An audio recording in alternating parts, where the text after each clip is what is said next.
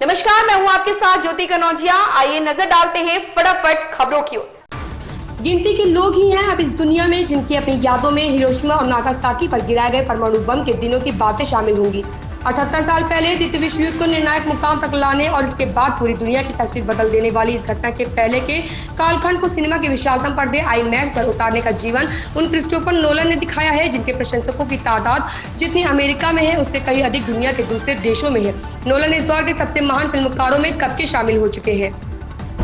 महाराष्ट्र में लगातार तेज बारिश हो रही है, इसकी वजह से लोगों का जीना दूभर हो गया है। इस बीच बुधवार को मुंबई और आसपास के ठाणे व पालघर जिलों में भारी बारिश हुई, इससे यहां जल जमाव और यातायात संकट पैदा हो गया। भारत मौसम विज्ञान विभाग (IMD) ने कई जिलों में सप्ताह के दौरान और तेज बारिश की चेतावनी दी है। मणिपुर हिंसा, महंगाई, दिल्ली अध्यादेश समेत कई मुद्दों पर केंद्र सरकार और विपक्ष के बीच जारी तकरार के बीच संसद के मानसून सत्र का आगाज आज से होगा। विपक्ष इन मुद्दों पर सरकार को घेरने की तैयारी में है। लोकसभा अध्यक्ष ओम बिरला ने बुधवार को सर्वदलीय बैठक में सभी दलों से जन सरोकारों से जुड़े मुद्दे उठाने और विधायकों पर सार्थक चर्चा की अपील की।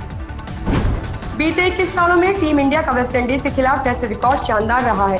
दोनों टीमें इस अवधि में यह 9वीं टेस्ट सीरीज खेल रही हैं। खास बात यह है कि पिछली 8 टेस्ट सीरीज में टीम इंडिया का कब्जा रहा है। पहले टेस्ट में जीत के बाद भारतीय टीम 1-0 से आगे है और क्वींस पार्क ओवल में यह टीम वेस्टइंडीज के खिलाफ दूसरे टेस्ट में लगातार 9वीं टेस्ट सीरीज जीतने उतरेगी। वैसे भी यह टेस्ट खास है, दोनों टीमों के बीच यह 100वां टेस्ट मैच होगा। 2 दिन तक चली ATS की पूछताछ के बाद सीमा हैदर और सचिन मीणा को बुधवार को किसी अन्य के घर पर रखा गया। मीडिया कर्मियों से भी दोनों व उनके परिवार ने दूरी बनाए रखी। ATS की पूछताछ के बाद सीमा काफी थकी हुई थी। सीमा का कहना था कि उनकी तबीयत कुछ ठीक नहीं है।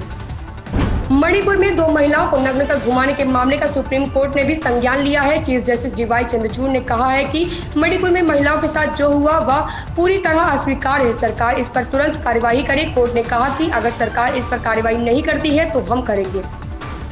रूस की आक्रामकता का जवाब देने के लिए अमेरिका ने यूक्रेन के लिए $1.3 बिलियन के सैन्य सहायता पैकेज की घोषणा की। इसमें वायु रक्षा प्रणाली और हमलावर ड्रोन शामिल है। अमेरिकी रक्षा विभाग के अनुसार सैन्य पैकेज में सतह से हवा में मार करने में सक्षम है 4 उन्नत मिसाइल सिस्टम, मध्यम दूरी की वायु रक्षा बैटरियां शामिल है। इसमें यूक्रेन को मिसाइल और ड्रोन हमलों का सामना करने में मदद मिलेगी। इस रक्षा प्रणाली का उपयोग अमेरिका की राजधानी वाशिंगटन DC और इसके आसपास के क्षेत्र की सुरक्षा के लिए किया जाता है। दक्षिण अफ्रीका की युवा और विकलांग व्यक्तियों की मंत्री नकोसाजाना दलामिनी जुमा ने वैश्विक अर्थव्यवस्था में भारत की वृद्धि की सराहना की। उन्होंने डरबन में आयोजित ब्रिक्स युवा शिखर सम्मेलन में कहा कि भारतीय सभ्यता हजारों साल पुरानी है। भारत ने उपनिवेशवाद की ग्रास से देश का उत्थान और विकास तक का सफर तय किया है। ब्रिक्स समूह में ब्राजील, रूस, भारत, चीन और दक्षिण अफ्रीका शामिल है। थाईलैंड में प्रधानमंत्री पद के उम्मीदवार पिता लिंडा रोएनरोड को अदालत।